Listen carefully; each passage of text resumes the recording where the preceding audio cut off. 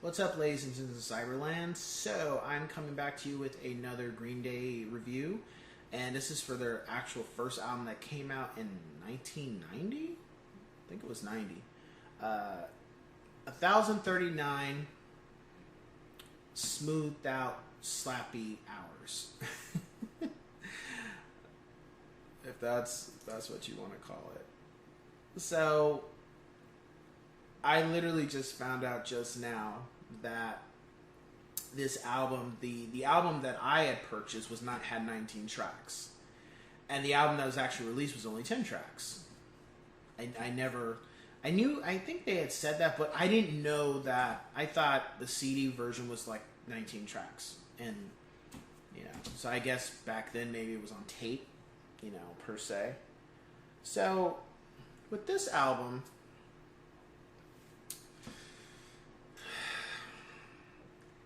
I think I already had Nimrod and Insomniac. I don't remember if I had Dookie just yet. I think I did. Yeah, I did. And this was back in, early high school, so Napster wasn't around yet. And the internet is not what it became now. We didn't have YouTube. We didn't have all these places where you can just listen to the music. So with 1039 and Kerplunk, which I'll be doing a review shortly, I could only listen to kind of like a wait or like a... It would show up on Windows Media where it was online, and I could only hear like maybe 30 seconds of a song. I could not hear any of the songs in actual form. However, at that point, I was like, I don't care. I liked Dookie and Nimrod and Insomniac, and of course, I was like, why does it sound so different? And of course, you're learning things when it comes to music is that Green Day at the time was on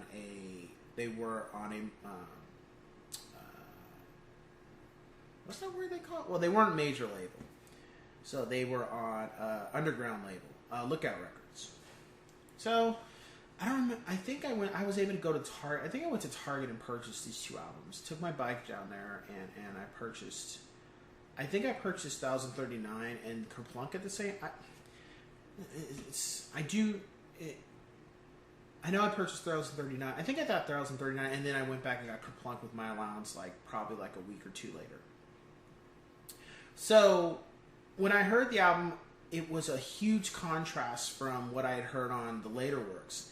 And I think the difference between the two was that when Billy and Mike did this album or did these songs, they were still in high school, and their lyricism wasn't really about darkness and alienation and, I guess you could say, paranoia and drugs or anything. Well, there was a song, Green Day, which is about smoking pot.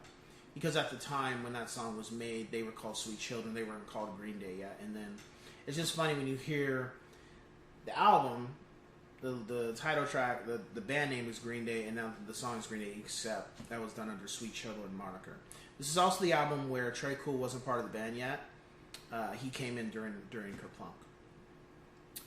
And you can see a huge contrast with 1039 and everything after. Really, 1039. Kerplunk is kind of the bridge, but you could see 1039 is just stands way over in one direction, and everything after it's another direction. There's not songs on it. There's only one song on this album I don't like, and it's a very rare situation for me to say I don't like a Green Day song, but it's Rest. I do not care for that song.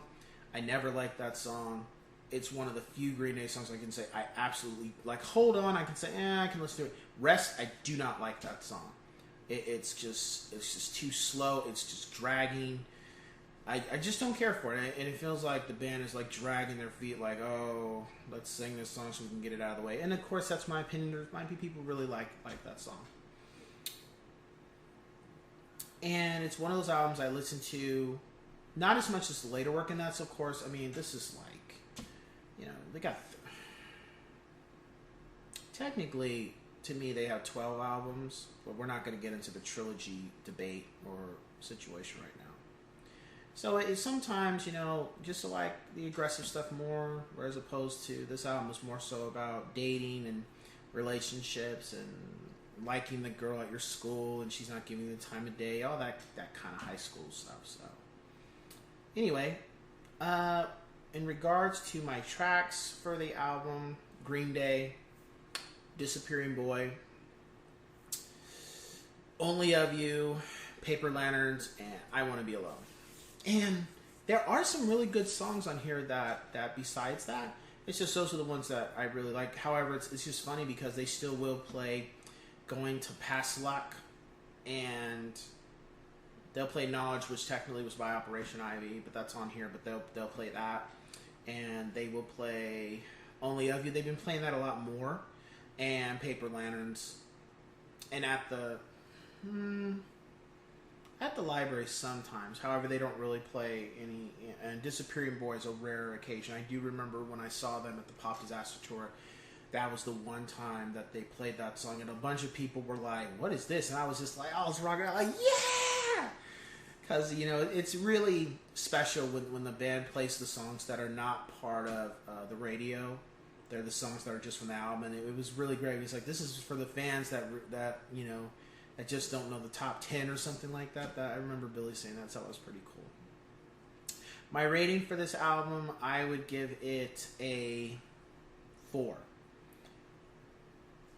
I would give it a higher point, but Rest, I just can't stand that song, and I really feel it's just not a good song to me. And then I think because the commentary or the lyrics is mostly about relationships and romance and stuff, I like it for what it is. However, I like more when they went to the darker aspects of other things besides just talking about love or being in a relationship. It's just more about what goes on through somebody's mind.